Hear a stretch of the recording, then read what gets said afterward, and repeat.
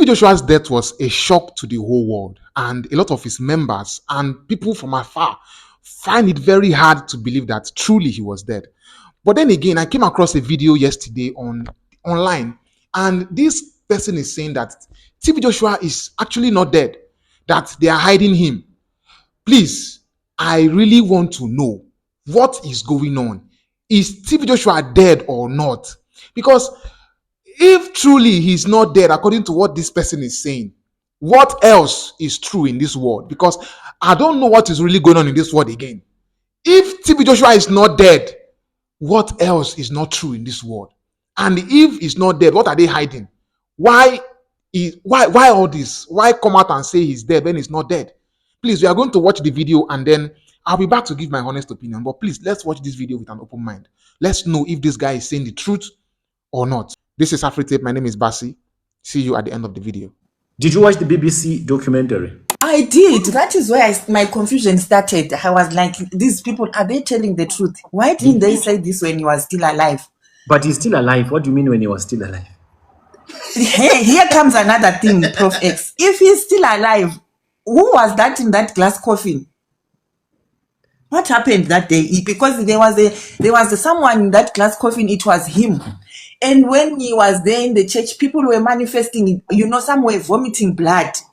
So what was happening with those people? I was like, hey, this one is a real man of God. Even at his death, people are still you know what? I'm just confused, and my heart is so hurt. I can't. Have you ever sat down to think, why did he make the coffin transparent? Hi, Prof X. How are you? I'm good. How are you? I'm fine. Talk to me. Yeah, you know what? I've been listening to you for some time now, but I believe some of the things, but some of them, they just confuse me. Like the issue of Prophet TB Joshua. I'm not a daughter of Prophet TB Joshua. I used to listen to him when he was still alive. But when I started listening to what you are saying, I stopped listening to all of those things, and I was once a daughter of one prominent prophet back home in Zimbabwe. I'm telling you, what you are saying is true. But when it comes to this particular TB Joshua, I get so confused. I don't know what to believe. You know why I'm saying that? If you look at his sermons, his preachings, he was preaching the word of God. There is no sermon of his that I can point out and say, in this sermon, maybe he was talking about prosperity, money, blah, blah, blah. So those things, no. But then the other thing that confuses me is this. If you see his services, there were healings were happening. That is where the biggest confusion is.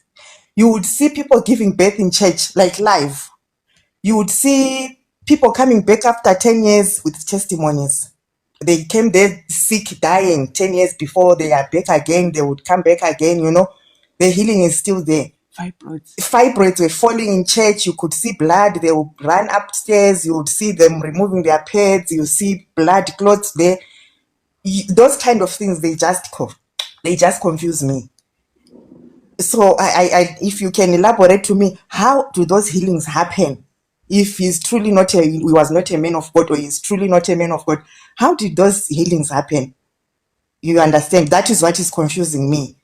And then when it comes to this prominent prophet in Zimbabwe, yes. How did you know? How did you know about that? I can see in the realms of the spirit. Oh, when I think of the money that I spent going to guest houses, he was coming to Pretoria almost every weekend for services, and I listen to what you are saying, I feel like flying to Harare and tear him to pieces, It's only now that I realize, the last time I went to the guest house when he came to South Africa, my spirit didn't want. But because I was so used to it and I was telling myself he's a true man of God, I went there, but I knew that my spirit doesn't want this. I paid the money, I went. But 2 days before going there, I had a dream. I was having flames. It's like my head was burning on the center of my head. But this fire was not touching my skin. I couldn't feel any pain, but I could see that my head was burning, but the fire was not too much. So I was trying to stop the fire, but it couldn't stop. It was still burning. It wasn't burning me or anything else, but I could see there is fire. Then I didn't want to go there. After going to the guest house, everything went upside down. When he laid his hand on me on that particular week when he came after having that dream, now I'm just thinking maybe God was showing me my glory. Maybe he was telling me if you go there, this glory is going to be taken away. I don't know. But since then, I just didn't understand him. Before even you talked about him, I stopped going. My spirit didn't want me to go anymore. And then when it comes to him being the son of TB Joshua, spiritual son, sometimes I wonder what really happened, because if you check, before TB Joshua died, he was no longer going to SCON. Even when TB Joshua died, he was never at that funeral. It's only the wife that was seen. He was never there. But when he goes to church, he'll be saying, I went to synagogue. I went to the funeral. I went to the burial. He was not there. And I asked myself that if he was truly the son of TB Joshua, now that I know he's not a true man of God, how come it looks like they were no longer in good books by the time TB Joshua died?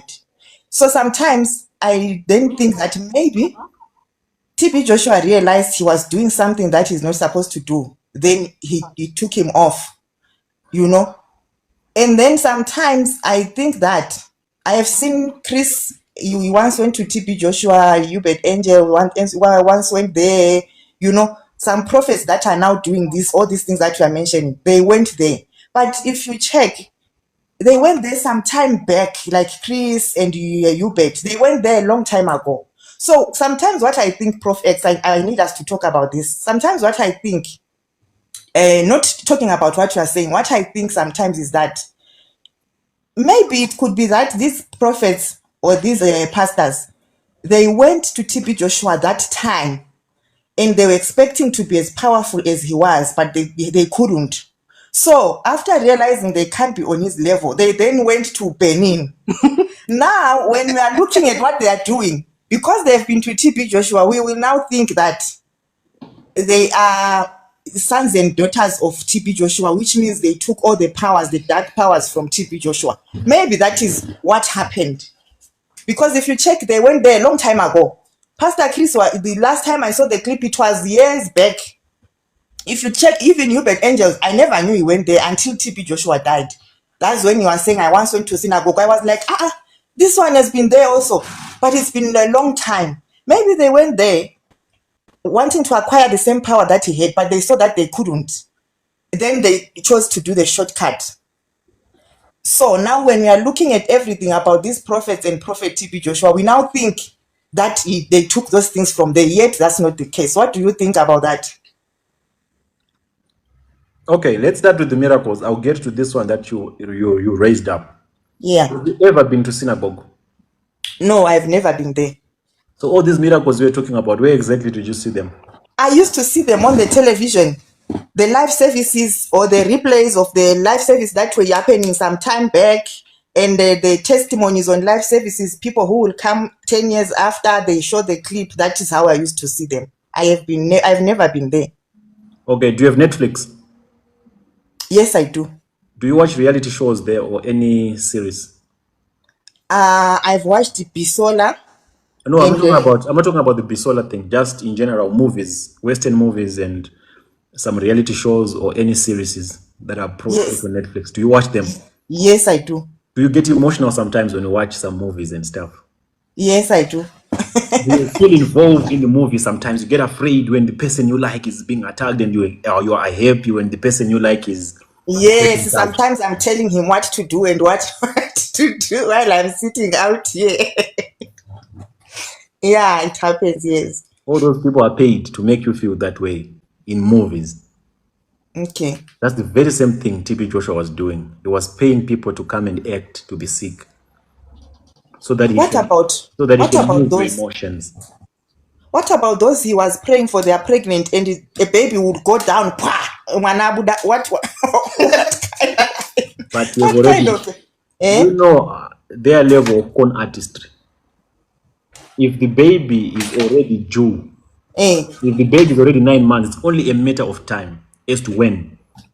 But when it's 9 months, any time, any minute. All those okay. people that you saw him healing or delivering upon his touch, all of them were Jew. TB Joshua had so much money to even go to the hospital or to choose specific hospitals of mothers who couldn't afford their medical bills and promise them a lot of money and bring them to the shrine and tell them or even give them a concoction that can speed up the reaction Okay. and make them drink prior to his deliverance shenanigans. The extent to which they can go to make you people believe that they have power is unimaginable. Those people, when they came to that shrine, they knew they were going to give birth on that day. Him touching them, it was just a matter of the woman pushing. They were already having those kind of pains. So that's not a miracle. You giving birth, my sister, when you're 9 months pregnant, is it a miracle? No, I'm supposed to. When it's 9 months, I have to. You have to, but if your husband gives birth after being touched by TB Joshua, then it's a miracle. If you're already pregnant, you should give birth. Yeah. So I don't understand where the element of a miracle comes in when he witnessed or when he touched people and then they gave birth. That's not a miracle. It was just a gimmick. Let's talk about the other miracles. There's no single person with a wheelchair that was ever healed by TB Joshua. Not one. All the testimonies that you had at synagogue were all scripted.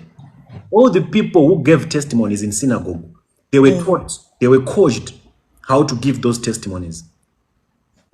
They were taken through an orientation before they were given an opportunity to be on television. They were put in a room which they call the emergency room, Yes. Yeah. whereby each and everyone will be told, listen, you will say it this way or you say it that way. By the time it is being brought to the TV, it is going to cause an emotional outbreak. All the people who will be watching will believe that, oh, this man of God is powerful. But if he was randomly, or if people were volunteering to say, okay, I have a testimony out of the blue, it would make sense. But all of the people who gave testimonies were grouped first, few days before the event or before the service. And they were told how to present themselves, how to receive, and how to narrate their testimonies. Let's take away the conversation from the testimonies. Now let's go to other miracles that he performed. There were none that were real. All of them were staged. TB Joshua has no power to heal anyone. I know most of you were touching the screen at home. Were you touching the screen at home? I'm telling you, on Sundays, I would not go anywhere. I You would will be sit touching here the and touch the television, screen. receiving. Receiving, there's one time I was touching the screen. I had a running stomach that Sunday. I said, hey, it happened. I'm delivered. I was running to toilet, so I was like, oh, everything is coming out now. There was nothing real about TB Joshua. TB Joshua is the grandmaster of witchcraft. Nothing real about him. He's just a certified witch doctor who was very manipulative, and he knew exactly how to play with people's emotions. But there's no single person who was healed by TB Joshua. Did you watch the BBC documentary? I did. That is where my confusion started. I was like, these people, are they telling the truth? Why didn't they say this when he was still alive? But he's still alive. What do you mean when he was still alive? Hey, here comes another thing, Prof X. If he's still alive, who was that in that glass coffin? What happened that day? Because there was someone in that glass coffin. It was him. And when he was there in the church, people were manifesting, some were vomiting blood. So what was happening with those people? I was like, hey, this one is a real man of God. Even at his death, people are still you know what? I'm just confused, and my heart is so hurt. I can't. Have you ever sat down to think, why did he make the coffin transparent? I thought it was because he was such a big man, so they wanted everyone to see him. Like, Okay. if they had put him in a normal coffin, it's only those who were there who were going to be able to see him. But now, because he was a public figure like that, I just thought they wanted everyone to see. Okay, let me tell you. The reason why he used a transparent coffin, he knew that if it was just going to be a normal burial in a normal coffin, people were not going to believe that he died. And people were going to question his death. because he died without any form of illness prior. I'll tell you the reason why he staged his death. But the whole transparent coffin was a gimmick. It was all meant to make the world believe that it's real. Do you know there is an injection that you can take for you to be unconscious for certain hours? Even when you're going through operation, Yes, I know. you I are know dosed this. so that you become unconscious, right? Yes, yes. Exactly. Certain injections were used on TP Joshua so that he can be unalive for a period of time, for certain hours. There's a video that I have, and it's not yet due for me to release it. A video that was recorded by someone very close who eventually left. Where do you think I get all these guts to say TB Joshua is alive? Where do you think I get them? You think I'm just running because That is what is confusing me. Can't this guy? Where is he getting all these things? Really, can the government of Nigeria take such things? which government of Nigeria are you talking about? How many things happen in Nigeria and they are just ignored simply because they are being done by powerful people? Leave the government and the law enforcement out of any moral conversations. Don't expect to hold the government accountable to anything in Nigeria, not only in Nigeria, but in any other African country. As long as the person involved has money, anything can be done and undone. Now let's get back to the story of TB Joshua and the transparent coffin. All that was a gimmick to make you all believe that he definitely died. There's a video that I have, that no one else have, that shows TB Joshua's pulse. Remember, there's no one who was ever allowed close to that coffin. No one was allowed. People were The just pulse. seeing him from a distance. Even during body viewing, people were from a distance. No one was very close to that transparent casket. No one. And the video that I have was not even allowed to be recorded. It was not supposed to be recorded because no one was allowed to record with their phones. It was only the media of the church that was allowed to broadcast that service or that burial ceremony. Okay. But it happened that there is someone, I will not mention now. If I mention, their lives will be in danger. But a time is coming. A day is coming when all this information, I'll put it for the public to observe.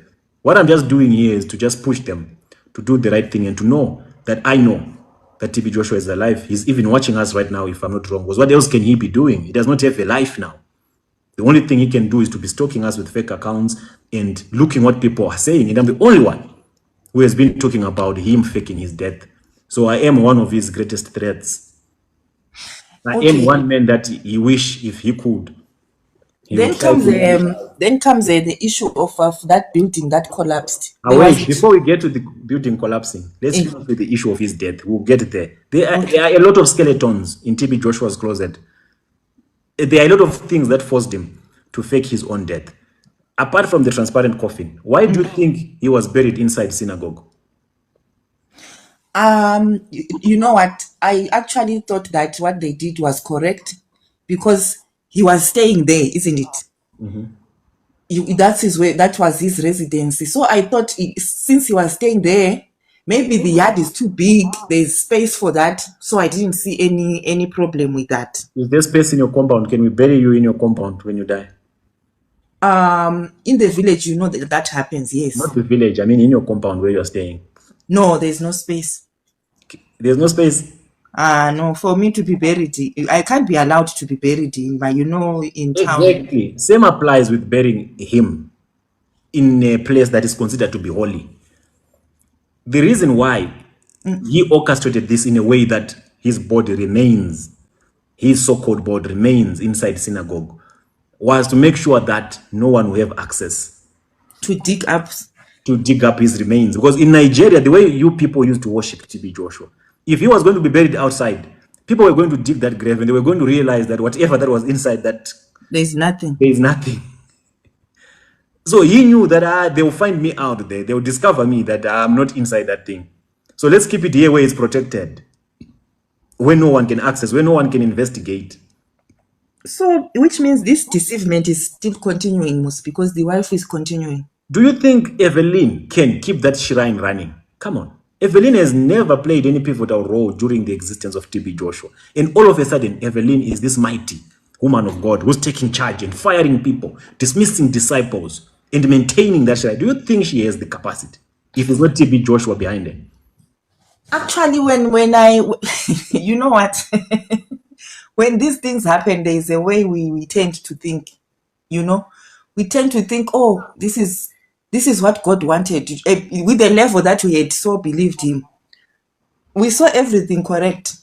TB Joshua planned this whole thing. Evelyn knows nothing about ministry. Evelyn is just a puppet now, who's being controlled and being told to do what to do by TB Joshua. TB Joshua is pulling the strings. He's the only one who can keep that shrine running. There's no single disciple of his who was going to take over synagogue and keep it running. There's no single spiritual son of his who was going to take over synagogue and keep it running. Remember, running a shrine of that magnitude, it doesn't take a special skill, but it needs someone who understands the blueprint of how to keep it running. TB Joshua understood how to keep that shrine going. And he knew that had he placed anyone at the top or at the top of the hierarchy of this shrine, not his wife, not someone he can control, one way or the other, it was going to be discovered that he's alive. So when he placed the wife on the forefront, he made sure he removed everyone who was a threat, all the wise men who were a threat. He demoted everyone and fired everyone, expelled everyone, and brought in completely new people that would not dare to question Evelyn. Because there were long-serving spiritual sons in synagogue who were supposed to fill in the shoes of TB. Yes, true. Long-serving, who were qualified to fill in the shoes of TB Joshua. But all those were fired, were expelled, and only Evelyn was left. And Evelyn is easy to control. All she had to do is to take orders from the main men. So TB Joshua is still running synagogue through Evelyn. The way TB Joshua is still coordinating all the meetings. Evelyn is not that smart to understand the logistics of how to run a ministry. She's not that clever. TB Joshua had never empowered Evelyn to take over synagogue. He never had the plan of leaving synagogue in the hands of Evelyn because he knew he was going to live for a very long time. He could have never planned that when I die, Evelyn would take over. Never. He only used Evelyn But so to fill in the shoes so that he can continue running and his whole scandal can remain safe. Otherwise, if anyone else had taken over that shrine, there was going to be a lot of commotion, and that commotion was going to lead to people finding out that TB Joshua still lives. And the whole gimmick was going to be exposed. And the reason why he staged this death, you might be wondering. Let's get to that point now. Those young ladies that he had abused for years, those young white ladies and other African sisters, they went to BBC and they reported that this is what we went through and this is what most young women are going through at synagogue.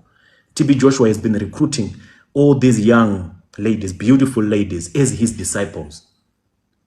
But we went there thinking that we are going to be taught about the things of God, how to be grounded in the things of God. They were expecting some, spiritual transformation, but only to be turned into wives. According to them, TB Joshua was sleeping with each and every one of them. And at one point, they didn't know that TB Joshua was sleeping with all of them. And when he slept with each and every one of them, he would tell them, you're doing it for God. You are serving God. Thus says the Lord. And according to their testimonies, they would also confess that every time we slept with Papa, we thought we are doing it for God. We thought we are pleasing the Lord. Because that's how much you people believed in him. He was more like a God. You actually thought TB Joshua was a God. And then it got to a point when these young ladies were now talking amongst themselves. You see, there's something that I'm doing with Papa. There's something that I'm doing with Dad. It doesn't feel right. And the other lady will ask, what is it you're doing with him? They'll say, he's sleeping with me. He's making me go down on him. He's doing me all these kind of things, saying that that's the only way I can be delivered. And the other sister is saying, he's doing the same to me. And they'll ask another sister, same applies with me. All of them, they ended up realizing they've been going through the same manipulation under the false pretense of being delivered. That's when their eyes started opening. And they said, on that one, I understand what you are saying. But also, look at this. Those ladies, they didn't leave synagogue the time TB Joshua died. They had left already. Let me land. Wait, let me finish. And they left. They ran away from synagogue. They stayed for some time recovering. The other one even came back to synagogue to report the matter. She recorded a video. The video is there. I saw it. The white lady, The ne? white lady, she came back saying that I I saw. want. I was watching it yesterday. I was on YouTube and I was watching it. I was like, ah. So Exactly. this lady was outside synagogue and she was saying this. There's an element of some truth, No, what do you but think is an element of some truth, my sister? because I was still doubting, and now There's no element of some truth. There's truth there. Do you know how much risk it takes for someone to come and record at TB Joshua's synagogue and calling TB Joshua out, saying that he left with me? and she said it.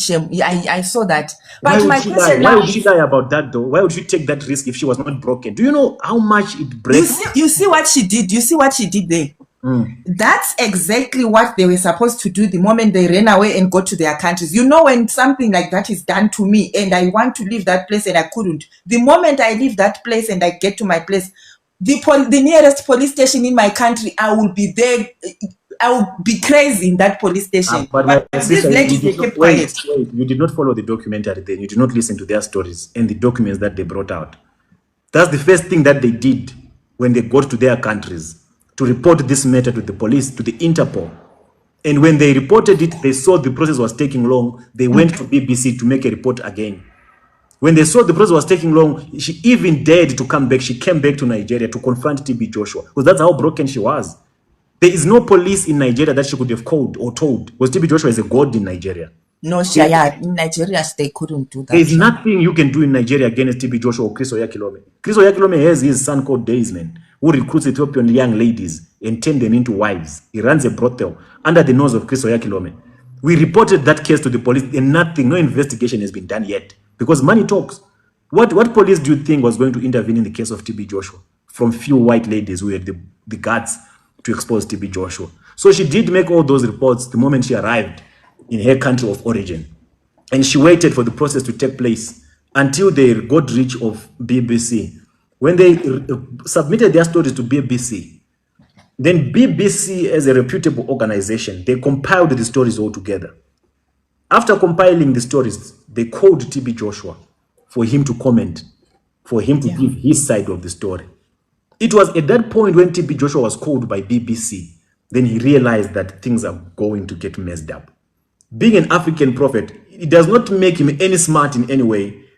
Even if he had millions of people following him, even if he has convinced the world that he's a man of God, he still started thinking, BBC, white ladies, if I'm going to be exposed by BBC, which means the whole wide world, the whole world is going to know about this, and I'm going to be disgraced. Because he knew what he had done to these people. So he did not know how many women are coming, because he had done this to so many young people. So the idea of BBC, it really made him go mad. He started thinking, how are people going to see me now? How are people going to treat me now? That holy look that I had portrayed, my entire world has crumbled. My entire legacy has been destroyed. Do you know what happened after he received that call? Do you know? No, the death. 3 days later, I'm not 3, 1, 2, 3, an announcement was made. TB Joshua is no more. 3 days later. Was it 3 days later? 3 days later, after the call from BBC, TB Joshua was dead. And this call was not a call of people who have finalized the documentary. They wanted to hear his side. The whole documentary was still at its preliminary stage. They were still gathering facts. The videos were not yet recorded of the documentary. But 3 days later, after they received a call from BBC, that's when he died. And when he staged his death, he thought by staging his death, he's going to suppress the BBC documentary. Because when he's gone, there's no more need for us to do a documentary. That's what he thought. Not knowing that him faking his death or staging his own death is not going to stop the BBC. Because one would think, okay, if I'm no longer there, they'll see no need to expose me. The reason why they are going to expose me is because I'm alive. But if I am no longer, he miscalculated this whole thing. So he staged his entire death and just held on tight, hoping that this will not come out. And it took some time before the BBC even came with the documentary. Because from that point, that's when they started gathering all the other victims. And I'm sure the BBC also did not go that extra mile to investigate this matter, because they were also feeling kind of low that, okay, now that the man is gone, Yes, yeah. what is the purpose of even doing this documentary? You understand? But they Yeah. still had to do it for the sake of doing it as a media house. But if he was still alive, they were going to gather even more victims.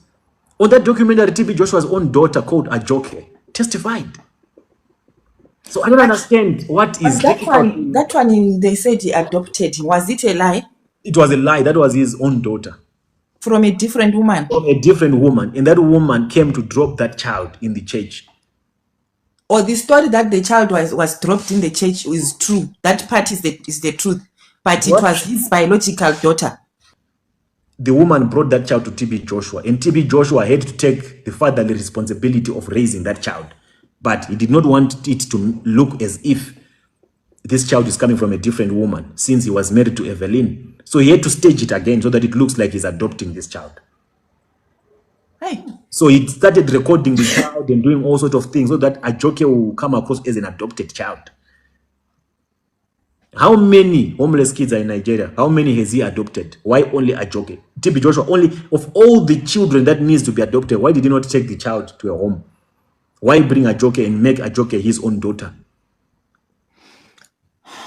You know He what? could have supported Ajoke. He could have even asked anyone from the church to take responsibility of Ajoke.